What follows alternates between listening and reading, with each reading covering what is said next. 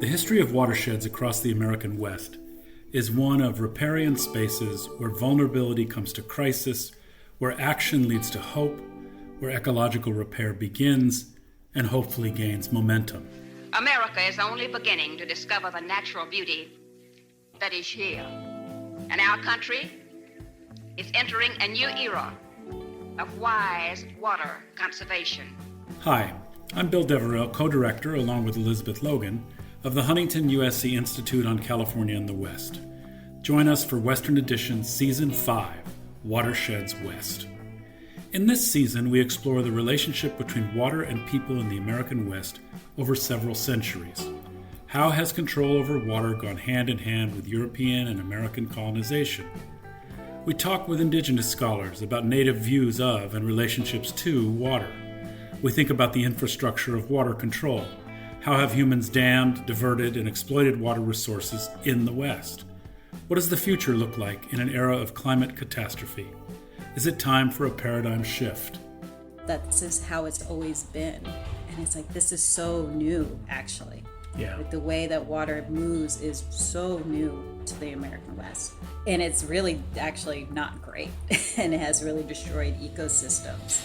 And where we're seeing it with these rivers that are like suffering, these major watersheds that are really depleting. I'm really actually very worried about the Colorado River. I think anybody that is aware is.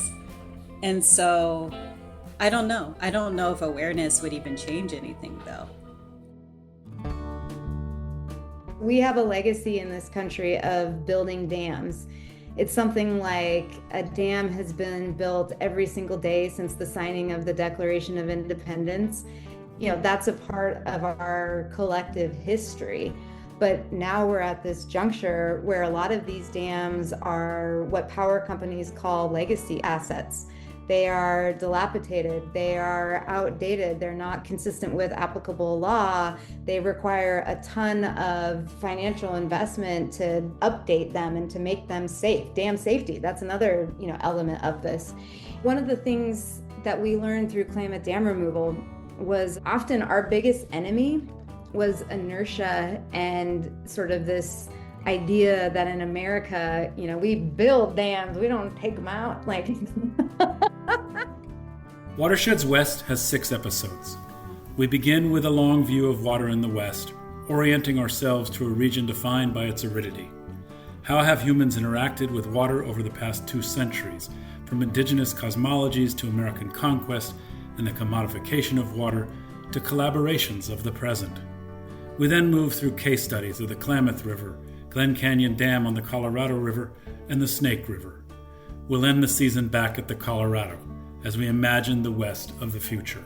So, of course, we're talking about the rivers here and streams, as a physical geographer might say it. But we're talking about the stories we tell about these places.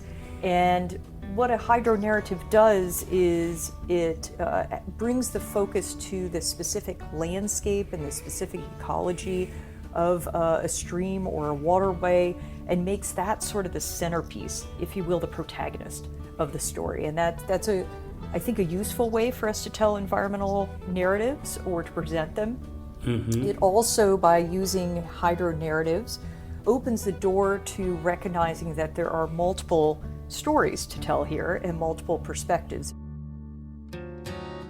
We speak with our historian friends about the impact of 19th century explorers like John Wesley Powell and 20th century environmental groups like Earth First.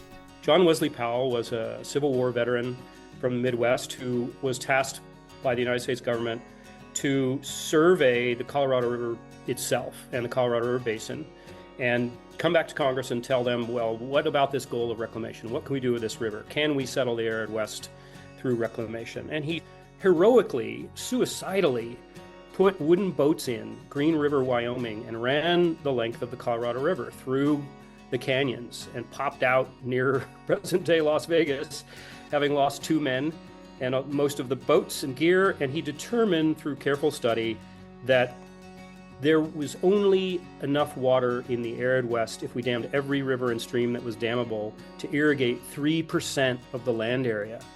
In other words, the dream of reclamation is a fantasy from the beginning. I think that Earth First often talked a big game about things like blowing up Glen Canyon Dam, but their actual actions were more modest or at least more localized. Certainly they were very radical, and a lot of their tactics and strategies were really controversial, but they never did anything as ambitious as actually blowing up a dam. I hope, when it came down to it, that most of these activists realized that just setting dynamite on a dam the size of Glen Canyon was not a good idea, right? I mean, the buildup of silt and debris and whatnot behind the dam, just letting that loose and letting that amount of water down the river is going to actually be really ecologically destructive. Geographers, civil servants, activists, journalists, and scientists all help us consider the future of water in the West. I mean, we talk about water wars and they're happening, but what is this going to look like when it's drinking water versus AI? And what will we be relying on AI for at that time? Will we be relying on AI for things where we simply can't pull the plug on it? Long ago moments when Western rivers flowed alongside visions of American empire have not gone away. The circumstances have changed. More than 200 years have passed. But Western rivers and watersheds remain fundamental sites of contest and power, hope and disappointment. Listen for Western Edition Season 5, Watersheds West, launching January 2026. Find us on Apple Podcasts, Spotify, or wherever you find podcasts. Thank you and be well.